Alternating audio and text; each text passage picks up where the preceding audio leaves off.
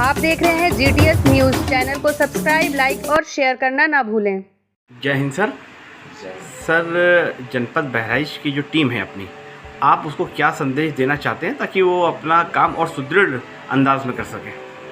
देखिए, ये तो बहुत अच्छी बात है कि हमारे संगठन के सारे लोग, और आपने इंडिविजुअली जनपद बहराइच की अगर बात की जाए तो आपने जनपद बहराइच की जो अपनी टीम है, हमारा परिवार है, बहुत ही अच्छे ढंग से वर्क कर रहा है। हम यही चाहेंगे कि अपने कार्य को और भी निखार के बिल्कुल इस तरह से रिप्रेजेंट करें कि एक अलग तरह का मैसेज जाए। बॉडी स्किल, हालांकि हमारा संगठन सबसे पहले तो भारतीय संविधान के दायरे में ही रह के काम करने की अनुमति देता है।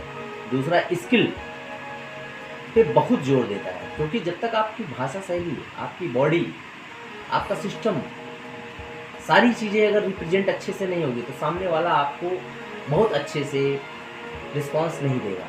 खैर, हमारा संगठन शुरू से ही इसी तरह के कार्य कर रहा है और मुझे पता है कि हमारे संगठन के सभी लोग, हालांकि आपकी डिस्ट्रिक्ट बहराइच की टीम बहुत ही अच्छे ढंग से काम कर रही है और मैं हर तरह से, मेरी निगरानी हर एक व्यक्ति पे रहती है।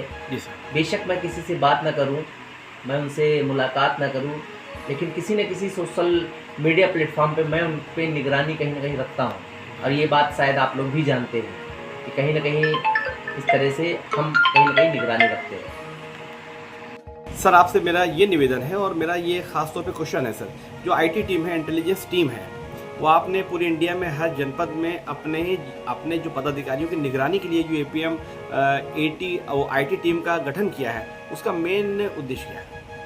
देखिए, मेन उद्देश्य तो यही है IT टीम का मेन उद्देश्य ये है कि आखिर हम अपने लोगों की निगरानी कैसे करें। जी सर। क्योंकि होता क्या है, मोस्टली जब अपने लोग ही गलतियां करते हैं तो हम लोग बोल नहीं पाते और कहीं ना कहीं पता नहीं चलता। और बोलते कहावत नहीं कही कि एक मछली पूरे तालाब को गंदा कर देती है। बिल्कुल। तो हम नहीं चाहते हैं कि हमारे संगठन में किसी एक की गलती से हमारे जितने लोग, उनकी मेहनत पे पानी फिरे। इसलिए हमने IT टीम का गठन किया ताकि हमारे ही लोगों की निगरानी रखें, ताकि किसी प्रकार की अगर गलती हो तो उनको वार्निंग दी जाए कि भाई ये गलती किस तरह की, अगर उसका साक्ष्य ठीक ठाक ढंग से नहीं रिप्रेजेंट हो रहा है तो उसके खिलाफ फिर कार्रवाई की जाएगी कि आपने इस तरह की गलती क्यों की। यदि इस तरह की, देखिए, कहावत कही गई है ना कि भय बिन प्रीत ना हो। तो प्रीत तभी होगी जब तक भय नहीं होगा। भय होगा तो प्रीत जरूर होगी। तो हम अपने सिस्टम को, अपने अंतर्राष्ट्रीय पत्रकार महासंघ परिवार को बहुत ही अच्छे ढंग से कैसे रिप्रेजेंट करें, उसके लिए हमने इस तरह की IT टीम बनाई ताकि आगे हमारी चीज़ें बहुत ही सुचारू रूप से चलती है। सर, एक बात ये है कि जैसे अपने APM टीम है, अगर मैं जनपद बहराइच की बात करूं तो कई प्रिंट मीडिया और कई इलेक्ट्रॉनिक मीडिया हमसे जुड़े हुए हैं। जुड़ने के उपरांत अपने जो भी उनको एडवांटेज मिलता है, जैसे ग्रूमिंग करते, चाहे वो किसी अखबार में लिखते हो, और अगर किसी अखबार में हो या किसी इलेक्ट्रॉनिक मीडिया में हो, वो हमसे आके जुड़ रहा है तो हम उसको संरक्षण देते हैं। और अगर वो खाली कुटुंब पे जुड़ कर खाली सदस्य है तो पत्रकार होगा नहीं। आपने इस चीज़ को डिस्क्राइब किया, तो इसके बारे में क्या कहना? अक्सर लोग बना देते हैं, मैंने देखा कि हमारी IT टीम की उन लोगों पर खास तौर पे निगाह है कि जिन्होंने कुटुंब पे खाली जो सदस्य की एक ID ले ली है वहाँ पे, वो अपने आप पत्रकार, वो ऐसा पत्रकार नहीं। इसके बारे में थोड़ा एक चीज़ क्लियर कर दीजिए। देखिए, जो कुटुंब ऐप की बात आप उनसे कर रहे हैं, कुटुंब ऐप एक माध्यम है एक दूसरे से जुड़ने का। कुटुंब ऐप ये निश्चित नहीं कर रहा है कि उसमें जुड़े हुए सारे लोग पत्रकार ही हैं।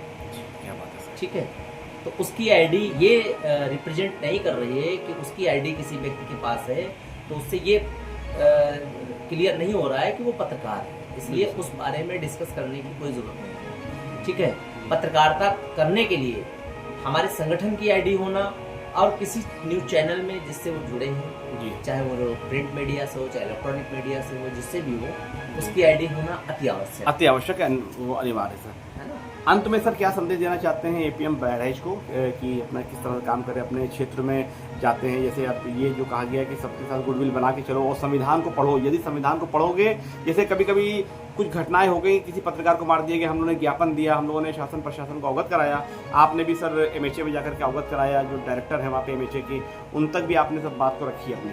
तो कुल मिलाकर के अंततः और आखिरी में क्या संदेश आपको देना चाहते हैं? देखिए, मैं एक बात आपको बता दूं, कहते हैं ना कि सच्चाई थोड़ी देर के लिए परेशान हो सकती है, लेकिन सच्चाई कभी हार नहीं सकती, ठीक है ना।